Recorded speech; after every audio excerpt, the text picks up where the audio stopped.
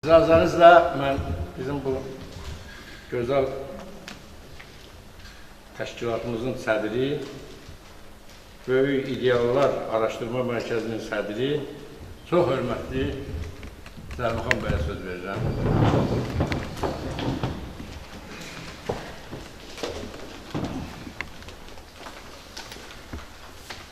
Çox hörmətli xanımlar, bəylər, hocamız Nəsib bəydən sonra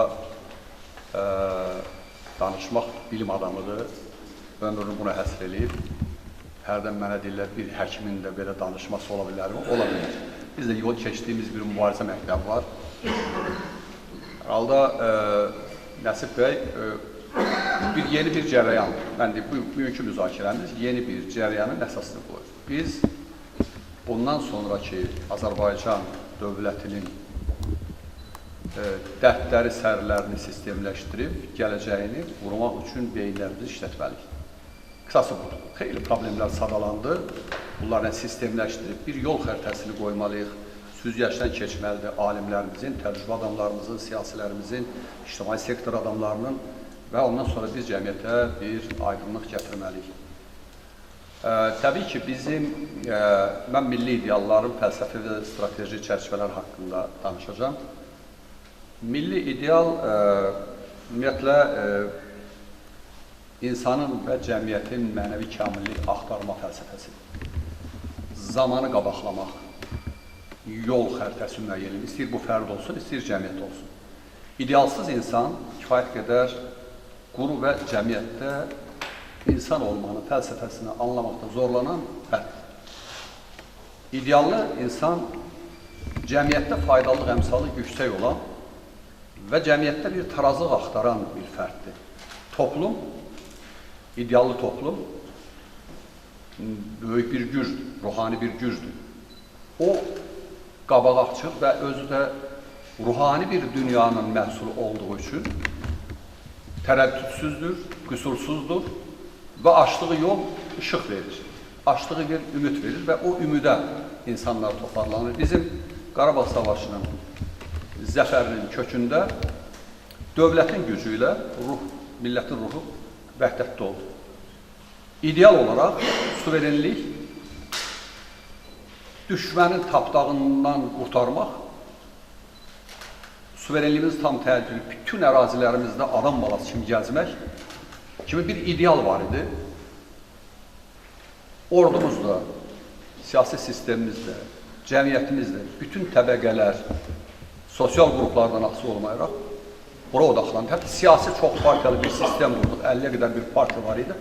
Partiyaların tarixini eşələsək, əksər partiyalar solçu da, sağçı da ümumilli məsələlərdə müxalifət anlayışı yoxdur. Bəyanatını veriblər zaman-zaman. Ümumilli məsələlərdə bir səngərdə olacaq. Və bu ideal idi. Bu ideal nəhayət bəhri verməli idi. Günlərin bir günü mən aktiv siyasətdə olan dönəmlərdə bir bəyanat verdim və onun ciddi hesablamaları var idi. Nəsib bəyin qeyd elədiyi cəmiyyətləşmə problemləri ki var, siyasi sistemdə problemlər var. Deməli, bizim legitimlik lazımdır, hakimiyyətdə legitim. Baxırsan ki, mən dəfələr bu ifadəni işlətmişəm ki, hakimiyyətdə legitim olaraq prezidentdən başqa kimsə görmürəm. Yəni, bu dövləti təmsil edəcək bir güc, onda bir güclü dövlət modelinin əsaslarından biri o institut ki var, bizi təmsil edir, ona ictimai dəstək lazımdır.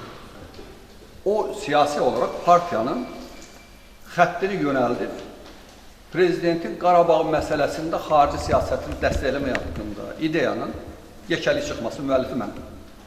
Üstümə gəldi, töküldü, bütün o radikal Seyfəddin bəy bilir, Adil bəy bilir bunları. O təbii bu satıldı görəsən, alındı görəsən, neçə satıldı, baham oldu, millət vəkilim olursa, yox.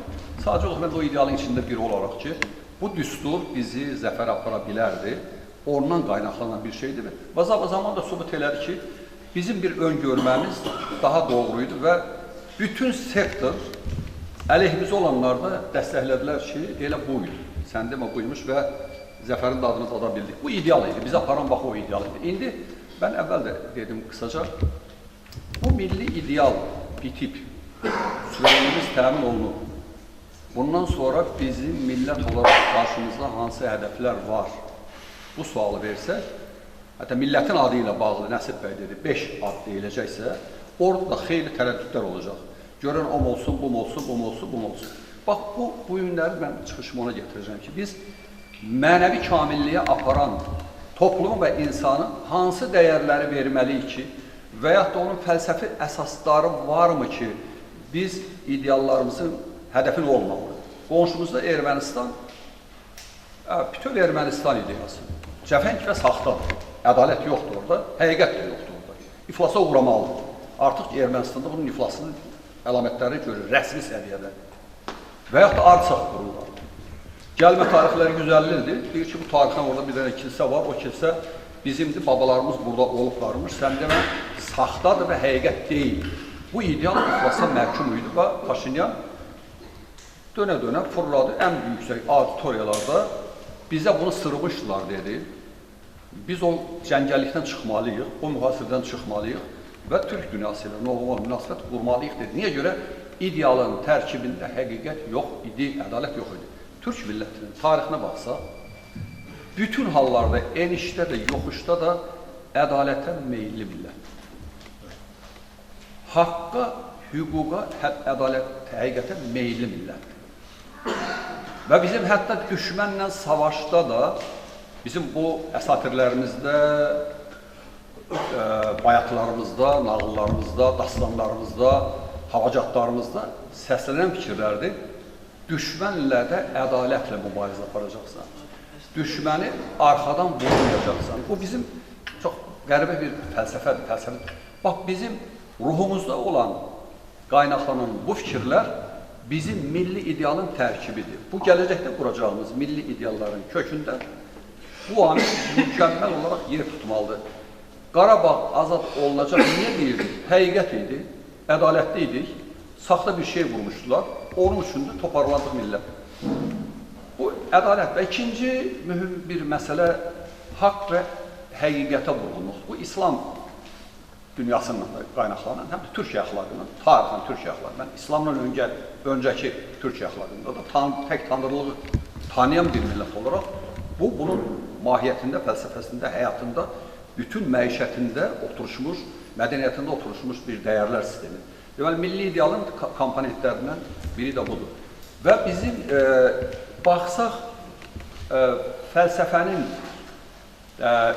əsas sütunlarına, məsələ, aksiyoloji, ontoloji, epistemoloji əsaslarına, yəni fərdin özü və cəmiyyət, fərdin ədalətliliyi və ya da fərd və cəmiyyətin təmasının ortaya çıxartdığı nəticələr, bir də toplumun, millətin intellektual bilik səviyyəsinin tədqiq olunmasından da gələn qənaət odur ki, biz həm də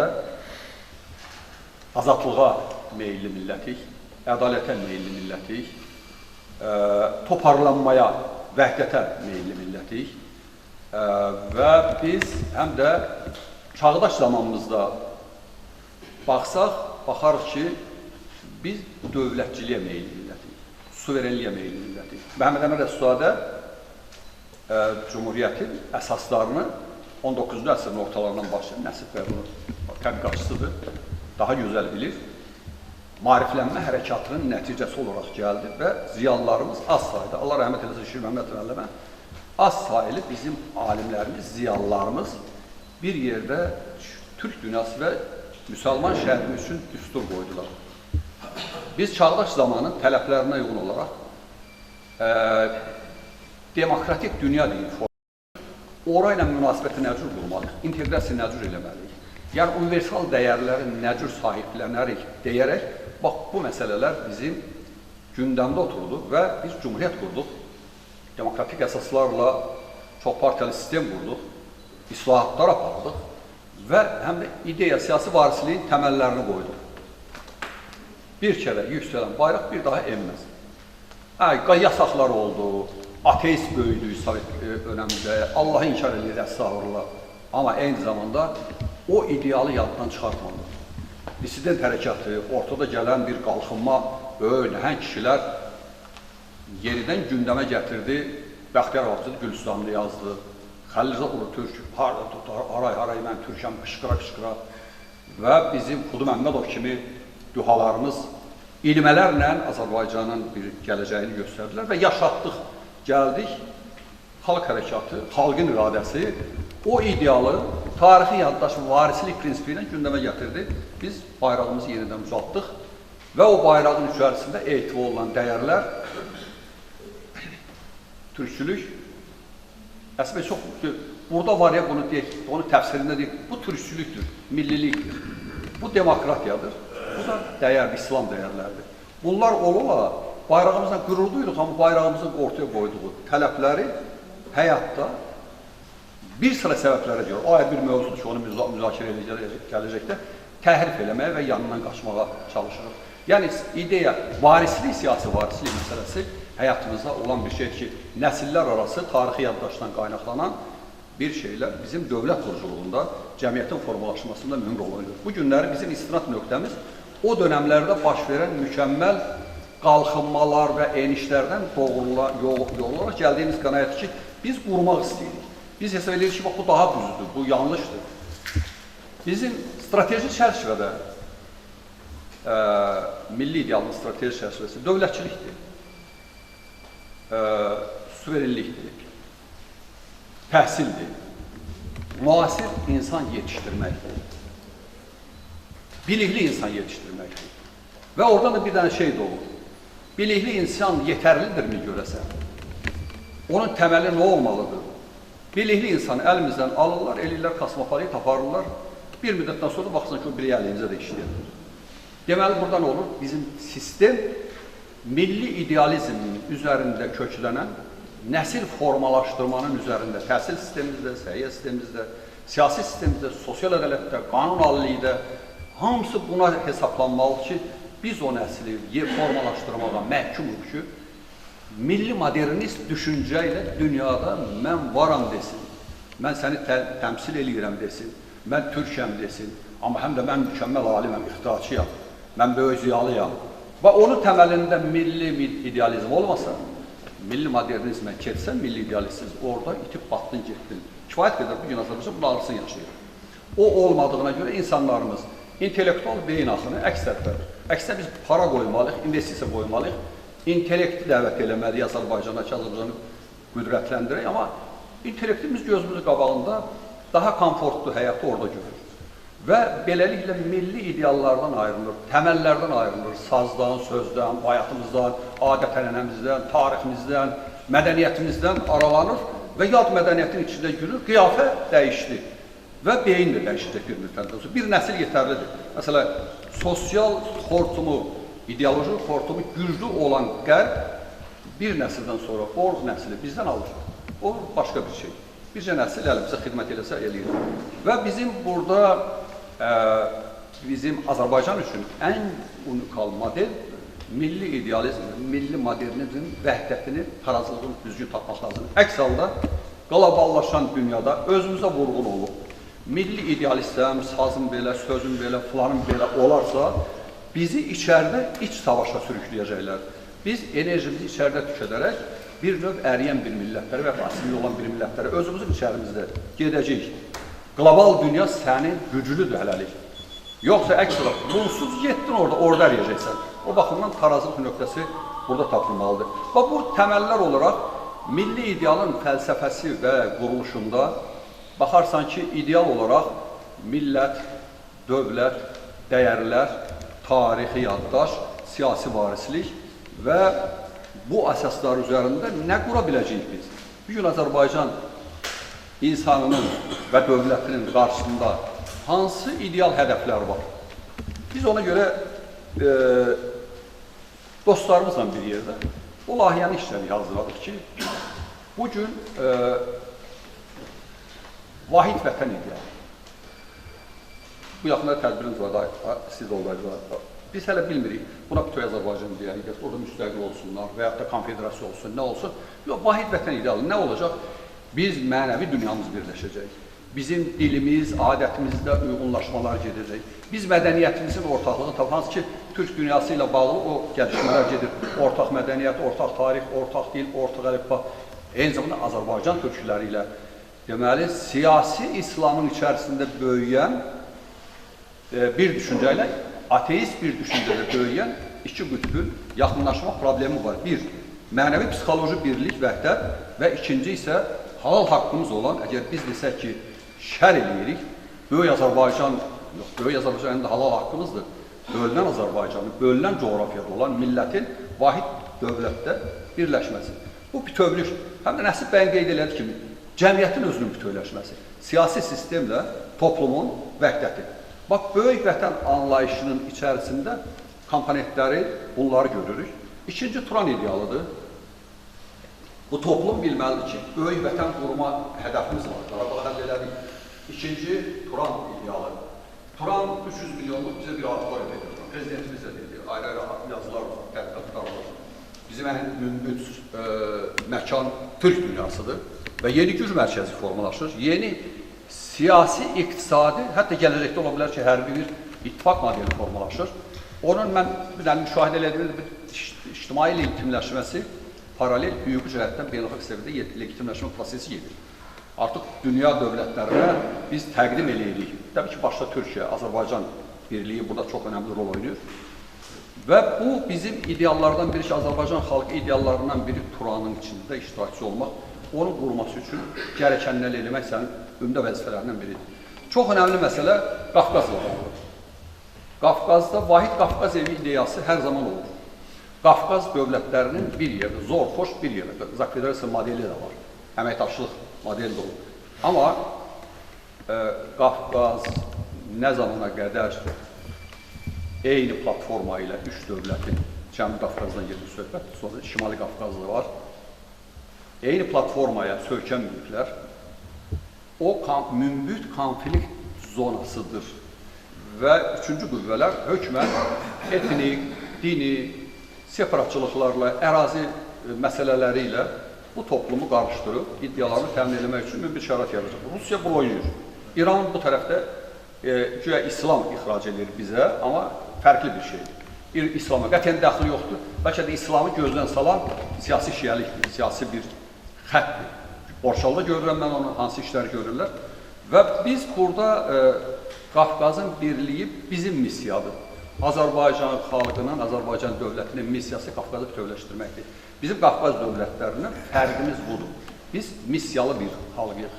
Ona görə ki, bizim strateji maraqlarımıza həm də bu bölgədə olan dövlətlərlə münasibətlərimizin qurulması baxımından konflikt zonasını tamamilə silmək, əməkdaşlıq modelinə getmək çox önəmlidir. Biz bir il bundan qabaq təşkilat təzə təsis edəndə deyirdim ki, biz artıq Ermənistanla nə zamansa bu QHT-lərin diyaloguna başlayaq. Mümbit yer har olsun.